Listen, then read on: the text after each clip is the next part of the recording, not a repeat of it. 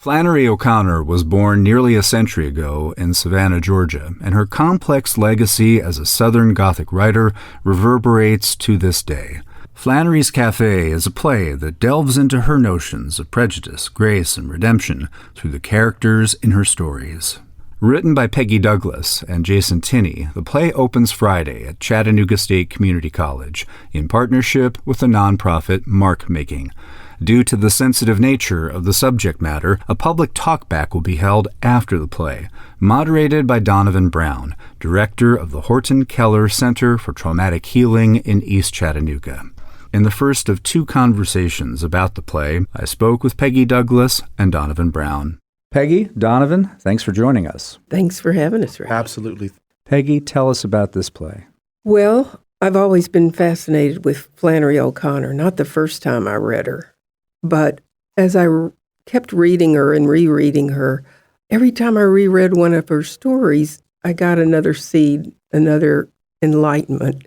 And I like to write plays about people that are misunderstood or invisible and give them a voice. So a lot of her stories are misunderstood by a lot of people. They just seem like it's a bunch of violence and, what's the point? And despicable characters.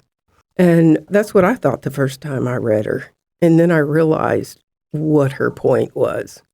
That, yes, these characters are in a state of hubris, but she brings them to a point where they have the opportunity to find grace and redemption. And that's her main point. And I just thought that was fantastic. So in the play, Jason Tinney and I wrote, we're going to bring all these characters together in a mystical cafe and in all their deplorable states, and bring them to a point where they have the opportunity to find grace.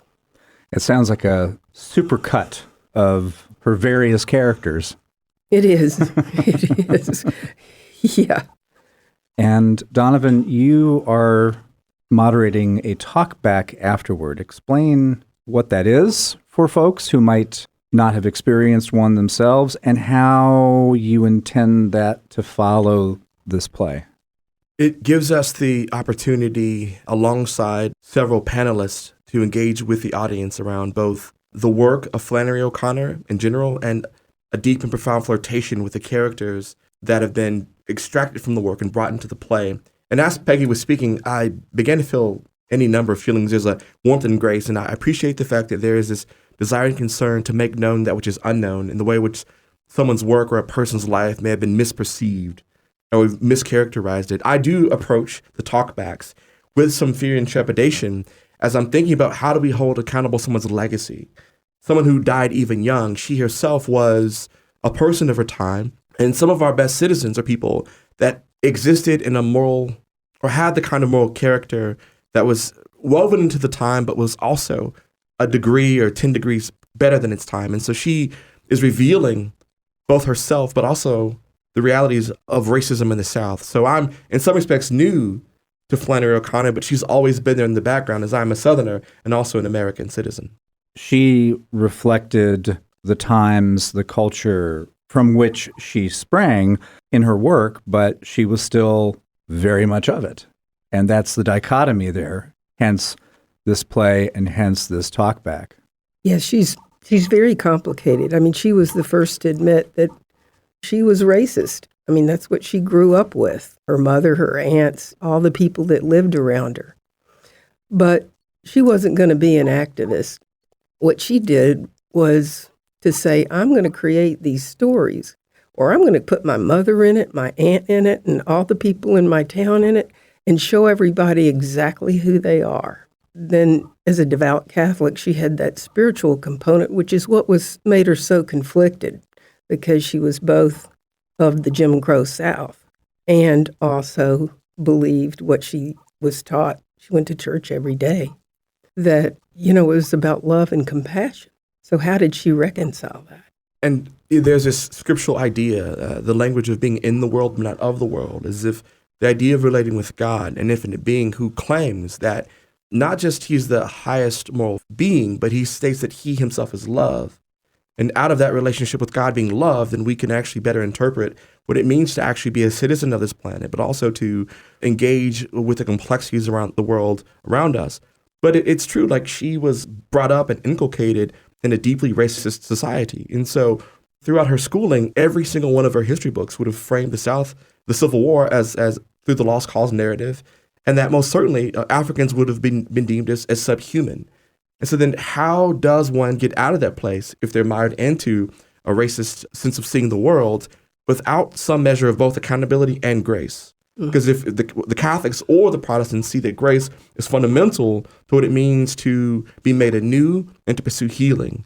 The play hits right at this. Yes, when we had our first read through, some of the characters that she created, I mean, they say racist, classist, very arrogant, over-arrogant remarks. And the cast was taken aback. They're like, I'm supposed to say this on stage? We also have two African-American characters. One is Grace, and the other is the manager of the cafe. And they are the conflict, where Flannery O'Connor sits over on the side and just lets them all work it out. One of the tropes or challenges that is sort of rooted in the African-American experience, or even, I think, rooted in the experience of anyone who would have been dominated or subjugated from even within like a family or within an entire society, is sometimes we've been in a position to say, I forgive you, before there's been someone saying, I am sorry.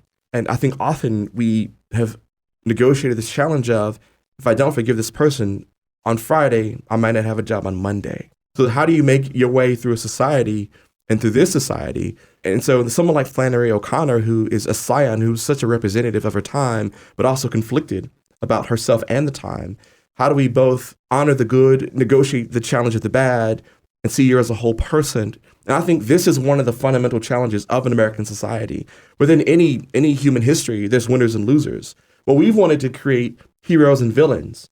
And in truth, many of the winners in society actually are the villains, and the losers really are the ones who've been heroic. And so then how do we today, in this moment, where we've yet to fully do the work of integration? We have Black History Month, which just wrapped up days ago.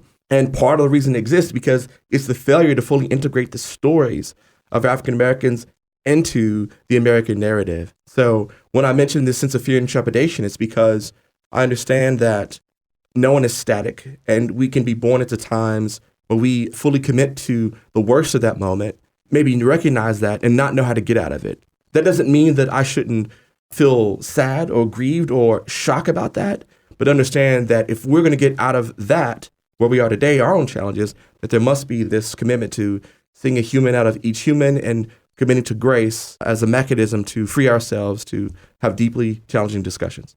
What leaps out to you about her work as you have re-engaged it for this play? A lot of things. You know, I want to not identify with any of the characters in her stories, but that would be an example of what I call white blindness, to not be aware of the privilege that I grew up in and the fact that I never have to think about a lot of things, maybe that Donivan does. And so I hope the audience has a chance to do some reflection too and look at these characters and say, that was my past. And maybe I haven't done anything overtly, but I've got this in my consciousness because I grew up in the South with it. And what do I do with that? I took a workshop with the People's Institute of New Orleans called Undoing Racism. And I'll be working on that for the rest of my life and still not arrive. I think that if in 1968, I think it was a week or 2 weeks after Martin Luther King Jr. was assassinated, that they signed in the Fair Housing Act, and it paved the way structurally to allow for African Americans to actually get home loans at your average down the street bank. And if on that day we wouldn't have assumed that this bill meant that we've solved all of our problems and that the compounding, multifaceted, multi-century debt would have simply been paid by a few laws, we would have said it may be such that as an American society that we will need to be, like Peggy said, working on this the rest of our lives as a nation. And I think there were those folks who got this glimpse of 2008 when Obama was elected and thought we are a post-racist society. And And then we found out that that wasn't the case. Now, some of us knew all along that that wasn't the case, but our eyes have been opened to some of the deeper, more implicit, compounded elements of racism in American society. Therefore, we must commit to owning the truth of the life of Flannery O'Connor, her work, the time in which she existed. And I'm grateful for this play because sometimes we are afraid that if we get into the work of someone like Flannery O'Connor, that we have to think about our uncle or our aunt, our grandparent who we knew displayed the kind of racist ideas or whatever ideas that we've been confronted and deemed unworthy and vile, that they might have to fully segregate themselves from them. And there might be hope indeed and grace for oneself and one's relatives, and a way to even hold accountable someone who may have passed away, and understanding that there can be grace for them even though they're not here to experience it. And for people who want more information about how to see the play, where can they go online? Well, if they're on Facebook, they can go to Flannery's Cafe. I believe it's also on the Chattanooga State website where it's going to be held. And listen to your show, Ray. Peggy, Donivan, thanks so much. Thank you. Thank you, Ray. So much. Our own Richard Winham continues the conversation about Flannery's Cafe, opening Friday at Chattanooga State with Jason Tinney. This is Scenic Roots, talking writing. Our guest is Jason Tinney. Together with Peggy Douglas, Jason has written a play in which a number of the characters created by the writer Flannery O'Connor meet in a cafe. The play is both a celebration of Flannery O'Connor's writing and a distillation of the cultural and political attitudes that informed her writing. Since we're going to be talking about writing and Flannery O'Connor, I thought perhaps we could start with this quote from her where she talked about being a writer and said that, I think, to overcome regionalism, because somebody had asked her if she considered herself a regional writer, and she said, I think to overcome regionalism, you must have a great deal of self-knowledge. I think that to know yourself is to know your region, and that is also to know the world.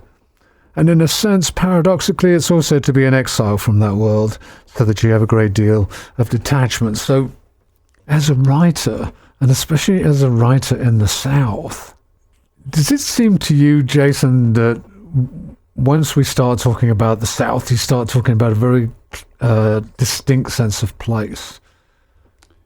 Most definitely. Perhaps more than any other part of the country. I'm sure there are people in other parts of the country who say, that's rubbish, but, you know, there's this sense of the mythos of the South, you know? Oh, definitely. I think when you start talking about Southern writers, you know, all of these icons, William Faulkner, Dora Welty, Flannery O'Connor, of course. And I think that there is a mystique about this region that is very specific and very, very magical. And I think that it has something to do with, Southern roots. I think it has to do with it being a culture that is very in touch with place, you know? And I think that has a lot to do with it. And that quote from Flannery, it speaks volumes. You know, it talks about roots and knowing where you come from, and it also those roots establish who you are, and then once you are able to know that self, you are able to look at that place you come from and see it from a perspective that is different than somebody's embedded in it. In a way, it's kind of like journalism. You know, we're part of Appalachia, you know, that informs us. And I think that that's something to look at, to appreciate where you come from and appreciate both its complexities, you know, the good and the bad. I mean, and when you look at it from that way, that is what makes characters, I think that's what makes characters like Flannery O'Connor's characters three-dimensional and captivating. And I think that the more detailed you can get, if you're talking about regionalism influence in a character, the more detail that you get, the more captivating that character is, hopefully for an audience. I think it's all about storytelling. I sort of off the track. I went and visited Hickory Retirement Community and read stories from one of my short story collections. And, one of the nicest compliments, and this was from a woman who was 95 years old. She said to me, "Oh, I loved your stories. It reminded me of my uncles who would sit around and tell stories. They'd go out around the country, come back with all these wild stories." I took that as a huge compliment. You've taken on something of a unique challenge in trying to write about a writer Right. who is much more celebrated now than she was in her lifetime. Mm-hmm. And along with that celebrity has come a measure of discomfort on some people's part because of Flannery's politics, I guess, as much as anything, her beliefs that people will be very quick to say, "Oh, but she was of her time." Right. Okay, I'll accept that. But then to share this quote with you from her, she said, this was in 1964, so it was soon before she died. And she was talking about the pending Civil Rights Act. She said, "I'm an integrationist by principle, but a segregationist by taste. I don't like Negroes," she said. "They all give me a pain. And the more of them I see, the less and less I like them, particularly the new kind." And she's talking, the new kind she's referring to is specifically because she had something of a running feud with James Baldwin. She didn't like James Baldwin. She thought he was too outspoken and too opinionated and so on and so forth. And yet, when her friend, who is a Southerner but based in New York, suggests that maybe she should invite James Baldwin down to Georgia, she said she'd be delighted to meet James Baldwin in New York. There they could talk about, quote, ideas. "I can't see James Baldwin in Georgia," she said. "It would cause the greatest trouble and disturbance and disunion. In New York, it'd be nice to meet him. Here, I would not. I observe the traditions of the society I feed on. It's only fair. Might as well expect a meal the fly as to see me see James Baldwin in Georgia. I've read one of his stories, and it was a good one." I can see why you are so drawn to writing about this person. Yeah. Well, I mean, there's so many contradictions in those statements, you know? Yeah, I mean, it's certainly one of the reasons that Peggy and myself were drawn to telling this story. It is the contradictions, and it is compelling. And I think that the play, Flannery's Cafe, raises the question, was Flannery O'Connor a racist? And it raises the question, and I think that it opens up a dialogue about her, and what was her perspective, and what did she mean by those statements? Flannery, can be very slippery, and certainly you can read that on face value, and I mean, if you didn't know who Flannery O'Connor was, you would say that person is a racist. And I think that there is the two sides of the coin with her, and it makes her complex and compelling. And also, there is this element of her religion too that also feeds into this person, and I think and that the question of in addition to the question of race, the question of faith and accepting grace, which is one of the hallmarks of a lot of her stories, is brought up. So yeah, it's a very complex character. Well, I'm interested to see what audience have to say about it. Again, I think that's one of the aspects of the play is to create this dialogue about her and her opinions about race. And when how do you that you say that you're for, on one hand you're saying that you're for integration, and on the other hand you're not, and it's clear how she feels about James Baldwin. I mean, yes, and well, kind of. I don't think she particularly cares for him personally, but as a fellow writer, I think she appreciates his talent, and I think that your play, and it doesn't surprise me at all that you wrote this with Peggy, because all of Peggy's work is trying to, at least it seems this way to me, is coming to terms with the inherent contradictions of Southern culture. Peggy's kind of the Willie Nelson of playwrights. Every couple months Willie Nelson puts out an album. Every couple months Peggy writes one of these monologue plays. And so I think the idea was that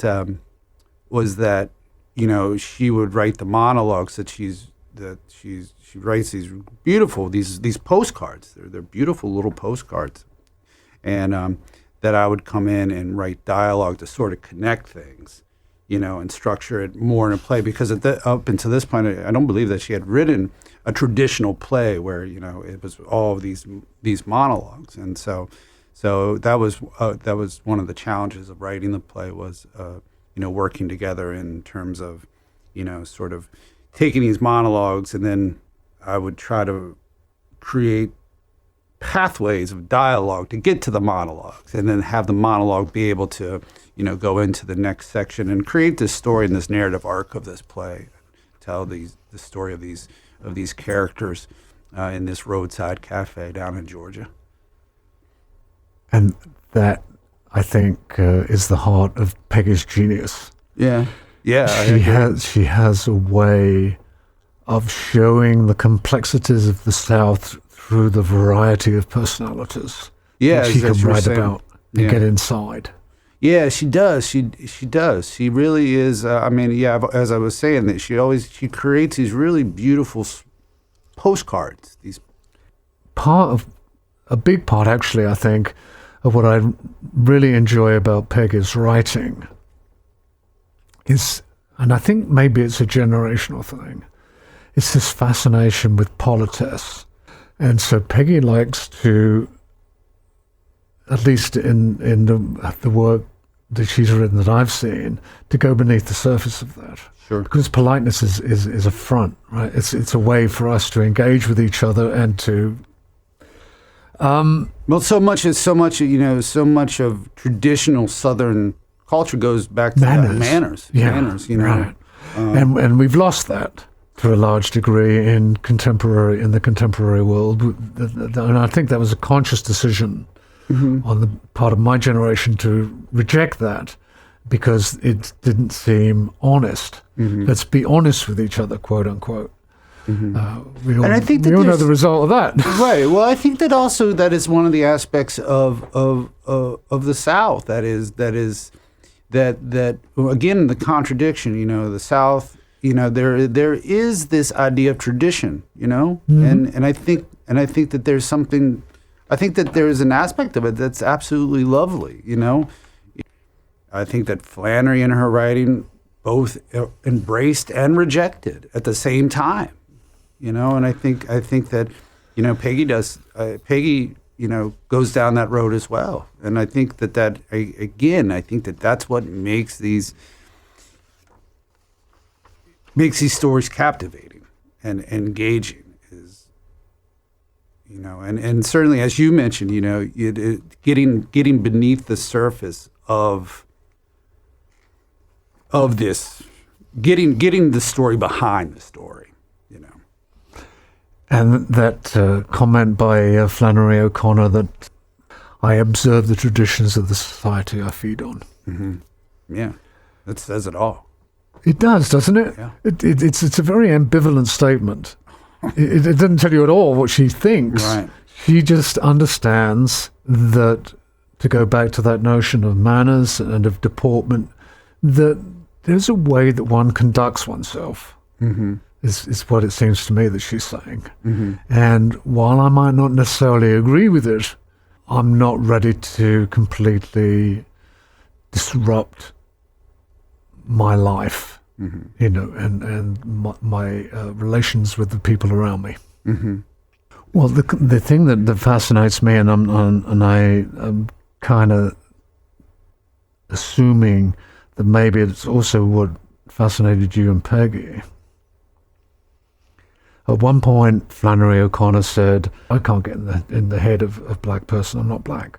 And yet, at the same time, she didn't flinch from portraying white people in a negative light and black people in a positive light in her stories. Right. So she's a very complicated person addressing a very complicated situation.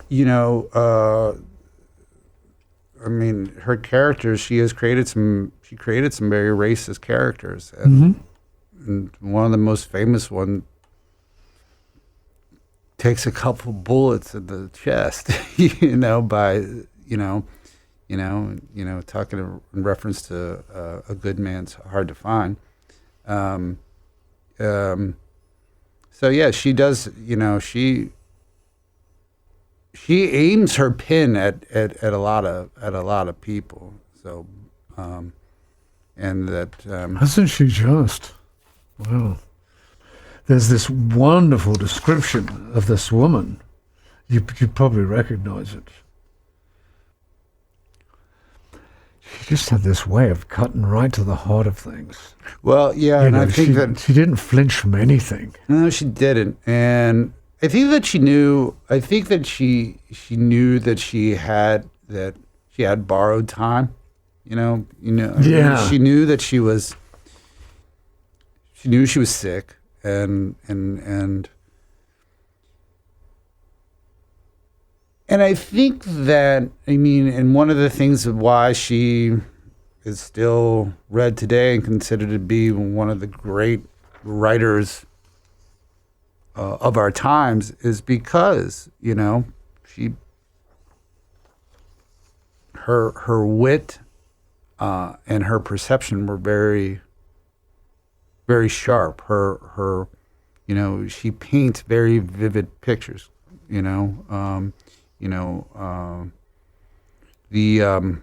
the whole, we were talking about a good man's hard to find before we started our chat. That's an amazing story, and in that moment where the misfit is and the grandmother at the end of that story, and he's about to shoot her. It's just a breathtaking moment, and there's a lot of, and I think that's what a lot of her stories do very well, both on the very dramatic and heavy, but also in the comical. When Manly Pointer steals Hulga's fake leg, that is a weird story. That is a weird story of the two of them up in that hayloft. He seduced an intellectual, as you call her. Yeah, and stole. It's a hot scene, and then he runs off with her leg. That kind of thing is, I think that's sort of like, that goes back into like kind of this grotesque we're talking about, of these and just wild stuff. And I think that's, her stories are, all of her stories really have that aspect of it. And you're inside of it. I think that this goes back to talking about the regionalism. You are put into that place, and you don't need to know where exactly in Georgia you are, But there is a sense of place that is that the reader is brought into. And I think it's so wonderfully cinematic. You can see it, and you could see it being converted to film. And yet, ironically, William Faulkner didn't do that well in Hollywood. No. He didn't like working there, and he didn't like what they did with his work.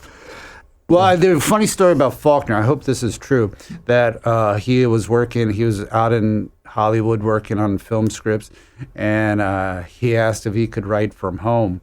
And they said, sure, take the afternoon off. And he moved back to Mississippi. I hope that's a true story. I assume that's what he meant when you said that, but I can see why they didn't get it. But as a piece of writing, the skin on her face was thin and drawn as tight as the skin on an onion, and her eyes were grey and sharp, like the points of two ice picks. Yeah. That's great writing. It's pretty damn good. No, not only in the language that you've been talking about, but also in the image that it's creating. Yeah. There is, and also, there is, she creates this great tension too. I mean, that's a hallmark of really great stories. And in short stories, it's, the short story is one of the more difficult forms, and she certainly was a master of it.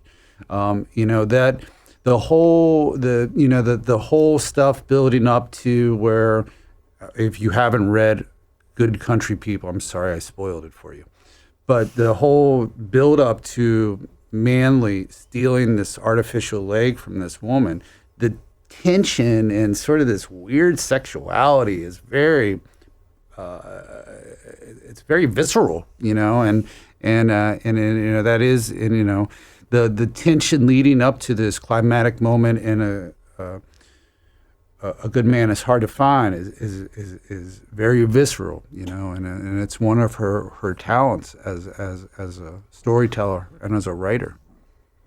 And rich material for a playwright. Yeah, we were really tried to sort of capture the essence of her. And in this world of hers, and sort of take a variation on it, and imagine these various characters in these different situations, and then there's a very ethereal, mythical kind of quality about the play. And goes back into sort of this purgatory aspect of it, and these characters being caught in this world, and so. Did you intend the play to be an homage? Well, for me, it was when Peggy had the idea and she asked me to contribute to it. I mean, one of the main reasons I wanted to do it is because I love Flannery O'Connor. So it was always, for me, that was part of the reason why I wanted to do it, was to sort of honor her. The beauty of taking the approach that you have taken is that you get to write a fan letter, but instead of telling, you're showing. Yeah. No, it's it's interesting. Again, it was also about that world. It was also about, for me, was stepping into, the Georgia red clay, that and writing from that perspective. So that was really interesting. And then also that it was a challenge to, Peggy wrote these large monologues, and so I also saw it as a challenge to sort of to work with another writer in connecting the dots. more or less, which was I thought was an interesting challenge, and it was an interesting process because Peggy writes very fast, and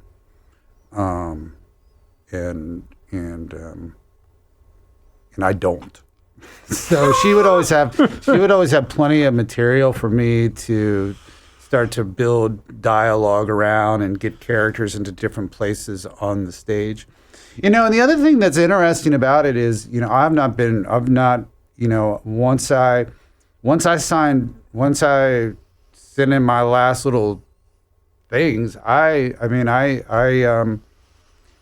sat in on the auditions and the read through of the play, but I have not had any. I've not been to any of the rehearsals. So I'm very excited to see what the director Doug May and the very talented cast have done with it.